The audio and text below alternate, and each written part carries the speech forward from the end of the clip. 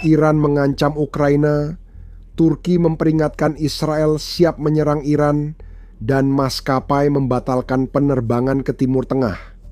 Ini terjadi saat komandan IRGC diam-diam menyelundupkan miliaran dolar ke luar negeri untuk bersiap melarikan diri ke Rusia. Perang ini berkembang pesat dan bisa meletus akhir pekan ini. Semua bermula dari sebuah pidato. Presiden Zelensky naik ke panggung di Forum Ekonomi Dunia di Davos dan secara terbuka menyebut Iran, bukan sindiran diplomatik, tapi serangan langsung. Dengarkan ini.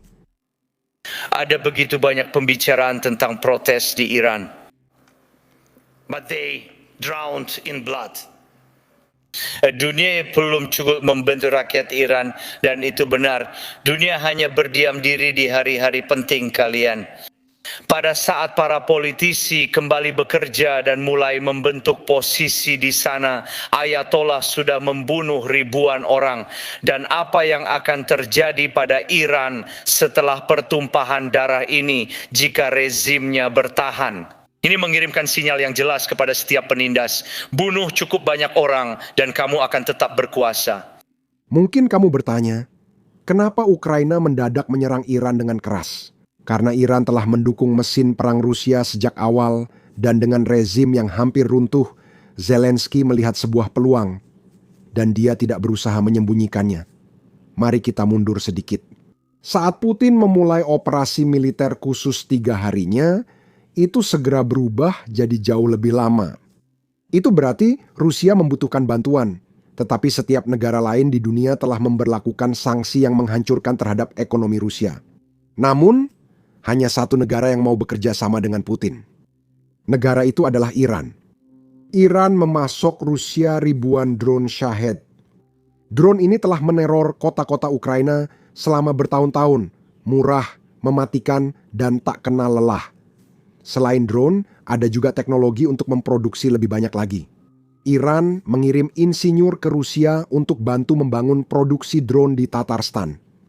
Mereka tak hanya menjual senjata, tapi juga mengajari Rusia cara membuatnya. Situasinya makin buruk.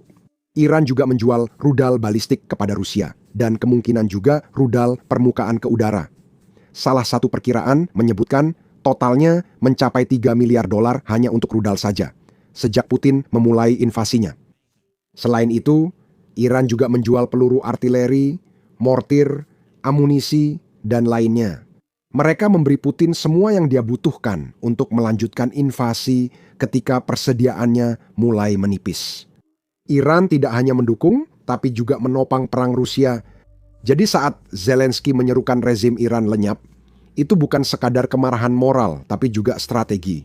Setiap drone Shahed yang menghantam Kyiv memiliki jejak Iran di seluruhnya. Ukraina punya alasan pribadi ingin rezim ini lenyap, sehingga komentar Zelensky tidak diterima baik oleh Menteri Luar Negeri Iran. Ini tanggapan Teheran. Menteri Luar Negeri menuduh Zelensky memeras para pembayar pajak Amerika dan Eropa untuk mengisi kantong para jenderalnya yang korup. Dia menyebutnya badut bingung dan mengatakan Zelensky memohon Amerika Serikat agar agresi ilegal ke Iran. Lalu muncul kalimat paling lucu. Berbeda dengan militer Anda yang didukung asing dan dipenuhi tentara bayaran, rakyat Iran tahu membela diri tanpa bantuan asing. Ironis sekali, jika saya bukan penggemar Dave Chappelle, saya akan menyebut orang ini pelawak terbaik dunia. Izinkan saya jelaskan leluconnya. Iran memohon ke Rusia agar diberi pertahanan udara sebelum fasilitas nuklirnya dihancurkan B-2I Amerika. Bahkan mereka membayar miliaran dolar untuk S-3 dan SIV Rusia, tapi sistem-sistem itu ternyata tidak berfungsi saat Iran paling membutuhkannya. Mereka belajar dengan cara yang sulit bahwa ketika Anda menjadi sekutu Rusia, Anda hanya mendapatkan peralatan yang sudah tidak dibutuhkan Moskow lagi.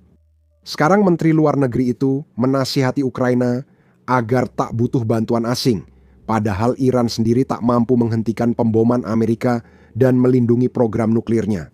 Inilah alasan Menteri Luar Negeri sangat pandai melawak, karena dia tahu cara menertawakan dirinya sendiri. Hal yang cukup menyedihkan adalah bahkan YouTube tidak memperbolehkan liputan tentang kejadian di Iran. Bukan karena mereka tidak ingin orang-orang tahu apa yang sedang terjadi, tapi karena apa yang kita bicarakan itu memang sangat mengerikan. Kemarin, kami membahas beberapa klip yang muncul setelah pembatasan internet mulai longgar. Dan saya sudah memperingatkan semua orang bahwa klip-klip ini benar-benar mengerikan dibandingkan dengan beberapa klip sebelumnya yang kita dapatkan selama beberapa hari pertama protes. Nah, sepertinya hanya dengan membicarakan klip-klip itu saja sudah membuat video kami didemonetisasi. Bagian buruk dari demonetisasi adalah orang-orang jadi tidak melihat videonya. Karena YouTube tidak punya insentif untuk menampilkan video kepada mereka jika YouTube tidak akan mendapatkan uang dari video itu. Itulah sebabnya, kalau bisa, luangkan waktu sebentar untuk menekan tombol subscribe di bawah ini. Itu sangat membantu algoritma kami dan memungkinkan kami menjangkau lebih banyak orang agar mereka tahu kebenaran tentang situasi di Iran. Karena kita membahas Rusia, mari kita lihat tindakan keras rezim Islam dari sudut pandang lain. Angkanya sangat mencengangkan. Seorang insinyur Iran memperkirakan sekitar 1.000 orang tewas dalam tindakan keras itu. Saya ingin menjelaskan bahwa setiap angka dari Iran sulit diverifikasi, terutama bagi saya. Namun, ada organisasi hak asasi manusia yang rela mempertaruhkan nyawa demi menyelundupkan data ke luar negeri. Dan sebagian besar dari mereka setuju bahwa jumlah sebenarnya kemungkinan mendekati 1.000 orang. Sekarang, hanya untuk perbandingan, dan saya akui ini perbandingan yang buruk. Tapi Rusia kehilangan sekitar 30.000 tentara per bulan di Ukraina. Itu perang besar melawan militer bersenjata barat. Iran membunuh warganya sendiri lebih cepat daripada Ukraina membunuh tentara Rusia di medan perang. Ini memang bukan perbandingan yang tepat, tapi saya hanya ingin menunjukkan dua angka itu agar orang memahami tindakan Iran baru-baru ini. Ini mengerikan, dan untuk membuat semuanya lebih buruk, itu hanya jumlah korban jiwa. Angka 1.000 yang kita bicarakan itu hanyalah orang-orang yang meninggal. Puluhan ribu orang masih ditangkap. Beberapa diambil dari rumah sakit saat dirawat, dan sebagian besar sudah dihukum mati. Menurut Ayatollah Khamenei, mereka dianggap musuh Tuhan dan sesuai hukum syariah tidak mendapat pengadilan, pembelaan, atau banding, langsung dieksekusi. Kami tahu beberapa sudah dibunuh. Eksekusi terjadi di luar sistem peradilan Iran, tersembunyi dari dunia. Ada ribuan, bahkan puluhan ribu orang menunggu dalam tahanan tanpa tahu kapan giliran mereka tiba. Komentar Presiden Trump tentang situasi ini baru saja disampaikan kemarin. Silakan dengarkan. Satu hal yang sangat mengesankan bagi saya, mereka akan menggantung seperti menggantung dengan cara lama. Mereka akan menggantung 837 orang pada hari Kamis. Saya bilang ke dia, kamu tidak bisa lakukan itu. Kalau tetap hasilnya buruk, saya tidak mau pergi. Saya ucapkan dengan nada kasar. Mereka membatalkannya semoga selamanya. Tarif tersebut masih berlaku, termasuk untuk Tiongkok. Apakah Tiongkok sudah merespons? Sanksi? 55% untuk siapapun yang berbisnis dengan benar, dan itu akan terus berjalan. Ya, itu akan terus berjalan. Itu akan tetap berjalan. Beberapa aset bergerak ke Teluk, seperti kapal induk. Banyak yang bertanya apakah ini tanda akan ada langkah berikutnya. Kami berharap tak ada tindakan lanjut, tapi mereka sering menembak orang di jalan. Mereka akan melihat ini sangat berarti bagiku. Mereka akan menggantung 837, kebanyakan anak muda.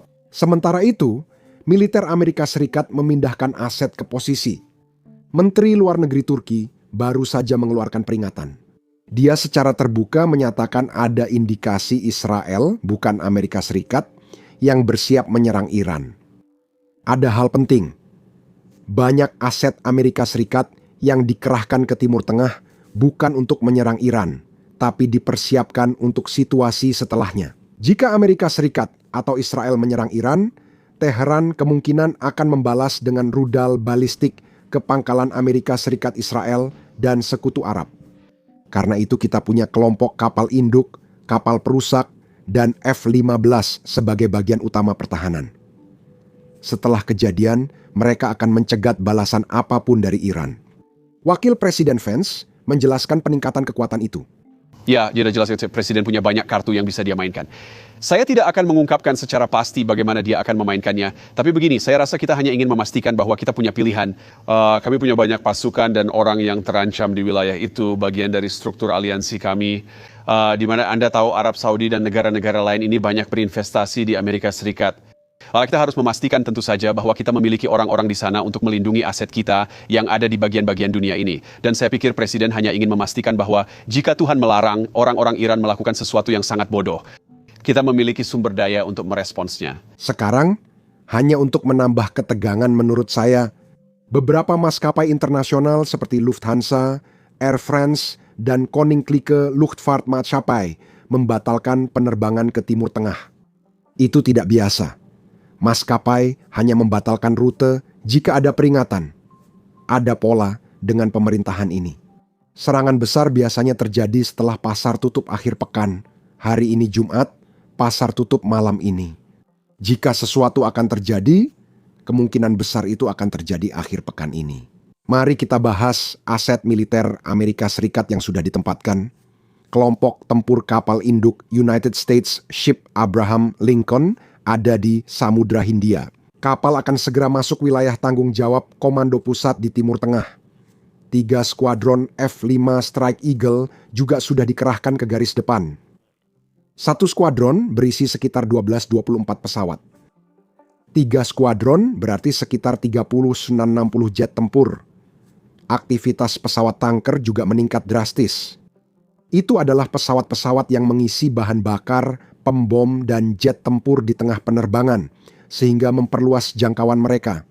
Dan ini yang paling penting, kita memiliki sistem pertahanan rudal TAD yang sedang dalam perjalanan ke Timur Tengah.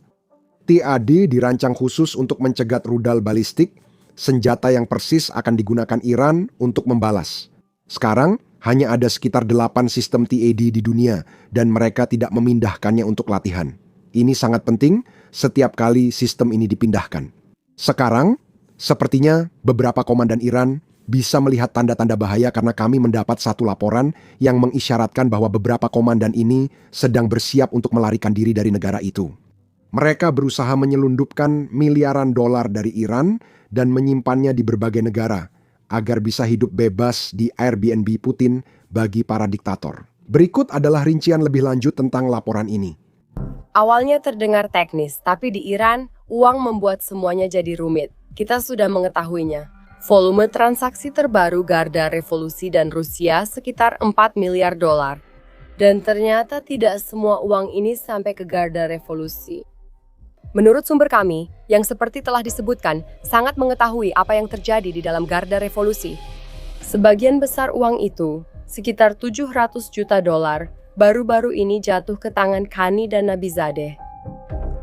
Apa yang dilakukan 2 orang yang mendapat sanksi berat dan uang besar ini, disinilah pihak ketiga terlibat dalam transfer uang itu. Kenalkan, ini istri Nabizadeh, Zakia. Kami tahu ia hanya bisa membaca dan menulis dalam bahasa ibunya. Hampir seluruh aset, seperti rekening, properti, dan investasi, terdaftar atas namanya. Secara resmi, semuanya milik dia. Ini kontrak pembelian hotel di Uzbekistan atas nama Zakia, istri Nabizadeh, dan itu belum semuanya. Di kompleks mewah Moskow, 2 apartemen atas namanya, dan ini villa mereka di Turki. Ini hanyalah sebagian kecil dari aset keluarga, jadi beginilah cara mereka menghindari sanksi. Tapi yang lebih penting, inilah juga cara Komandan Al-Qud Khani mencuri ratusan juta dolar dari Garda Revolusi. Uang yang disimpan di luar Iran, di luar catatan, di luar kendali, yang masuk ke kantong pribadinya dan ke kantong rekannya, Nabizadeh. Informasi yang kami ungkapkan di sini kemungkinan juga telah diketahui para pejabat tinggi Garda Revolusi, dan mereka mulai mempertanyakan kemana uang itu pergi. Ini bukan hanya kisah korupsi, tapi juga mencerminkan realitas pahit yang dihadapi Iran dan Garda Revolusi. Sebuah realitas yang tampaknya menunjukkan bahwa para pejabat tinggi rezim, termasuk Khani, memahami bahwa mereka harus bersiap untuk hari setelahnya. Ketegangan di Timur Tengah sedang tinggi. Jika ada perkembangan, kami akan memberi pembaruan. Tekan tombol subscribe di bawah. Nama saya Sam. Saya akan bertemu lagi di video berikutnya. Salah satu tantangan membuat video seperti ini adalah menampilkan banyak serangan drone, meski tidak ada yang terluka, baik manusia maupun tentara Rusia. YouTube sering mendemonetisasi atau membatasi video kami. Bahkan pekan lalu, 4 video perang kami didemonetisasi oleh YouTube. Menampilkan serangan drone atau bahkan rekaman dari garis depan tidak ramah bagi pengiklan. Dan itulah sebabnya video-video tersebut dibatasi. Inilah kenyataan perang modern yang dihadapi orang Ukraina. Jadi kami percaya penting untuk meliput semua ini, dan itulah sebabnya kami meluncurkan platform kami sendiri, Basics Insider. Kami membangunnya dari awal, jadi kami tidak memiliki batasan apapun. Kami tak perlu mengaburkan serangan drone, rekaman garis depan, atau pangkalan udara Rusia yang hancur. Selain itu, kami sebenarnya tidak menayangkan iklan apapun di situs tersebut. Dengan begitu, kami tidak perlu menyensor diri sendiri hanya karena pengiklan tidak senang dengan apa yang kami liput. Kami tidak mendanai situs ini melalui iklan, kami mendanainya melalui dukungan Anda. Jadi, jika Anda adalah seseorang yang tertarik dengan liputan seperti ini, dan Anda ingin menonton video kami tanpa sensor, serta mendapatkan konten bonus yang tidak bisa kami unggah di YouTube, maka pastikan untuk bergabung bersama kami di basicsinsider.com. Klik tautan di deskripsi atau pindai kode QR di layar. Bergabunglah untuk menonton semua konten yang sudah dan akan kami unggah. Anda juga mendukung liputan dan channel kami. Terima kasih, saya Sam. Sampai jumpa di video berikutnya.